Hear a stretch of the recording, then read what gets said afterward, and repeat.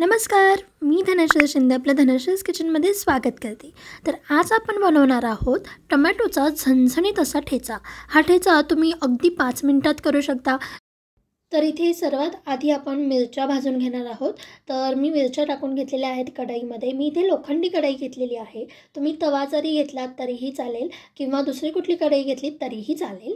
तर मी इथे दोन्हीही मिक्स अशा मिरच्या घेतलेल्या आहेत, म्हणजे तिखट आणि कमी तिखट अशा मिरच्या मी इथे घेतलेल्या आहेत। तुम्ही फक्त कमी तिखट किंवा फक्त तिखट अशा मिरच्या घेतल्यात तरीही चालेल। तर ह्या मिरच्या ज्या आहेत त्या आपल्याला छान अशा भाजून घ्यायच्या आहेत आधी। तर साधारण 1 ते 2 मिनिटं आपण आधी भाजून घेऊयात। मिरच्या थोड्याशा भाजून झाल्या की मग आपण त्याच्यामध्ये टाकणार आहोत तेल।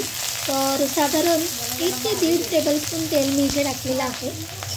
आणि आता परत आपल्याला साधारण 2 ते 3 मिनिटं ह्या मिरच्या छान अशा भाजून घ्यायच्या आहेत। मिरचीला छान असे डाग आले पाहिजेत, म्हणजे मग आपला ठेचा जो आहे तो अजूनच स्वादिष्ट असा बनतो।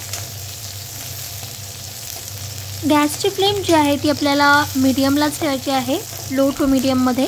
हाय किंवा अगदीच लो अशी ठेवू नका। 2 ते 3 मिनिटं मिरच्या भाजून झाल्यानंतर आपण यामध्ये ॲड करणार आहोत लसूण।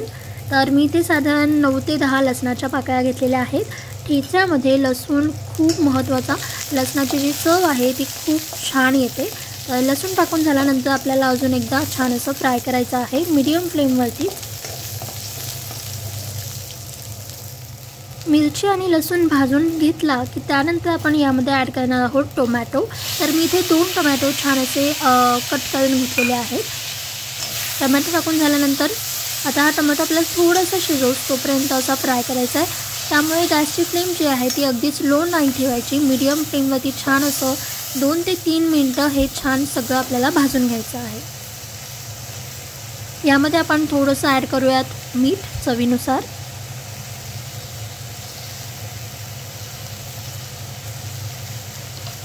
हे आता सगळं छान असं मिक्स करून घेऊयात आणि असंच आपल्याला 2 ते 3 मिनिटं मीडियम फ्लेमवरती छान असं भाजून घ्यायचं आहे।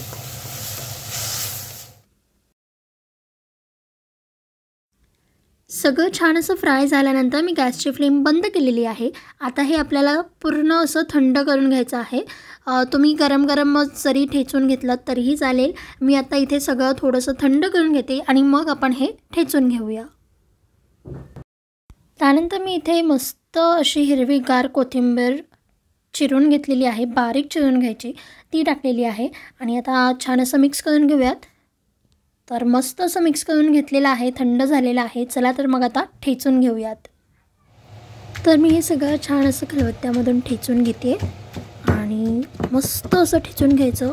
छान खलबत्त्यामधून ठेचल्यामुळे त्याची चव जी आहे ती आणखीनच वाढते।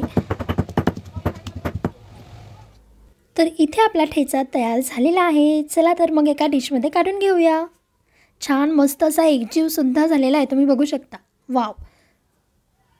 तर इथे आपला टोमॅटो मिरचीचा झणझणीत असा ठेचा तयार झालेला आहे बरं का। तर तुम्ही हा ठेचा भाकरीसोबत, चपातीसोबत खाऊ शकता, भातासोबत पण खूप छान लागतो। तर ही रेसिपी नक्की ट्राय करून बघा कशी होते, मला कमेंट बॉक्समध्ये कळवा। जर अजून तुम्ही धनश्रीज किचनला सबस्क्राईब नसेल केलं लगेचच जावा, सबस्क्राईब करा। त्यासोबतच बेल आयकॉनवरती क्लिक करायला विसरू नका। बाय बाय, लवकरच भेटूयात नवीन रेसिपी घेऊन।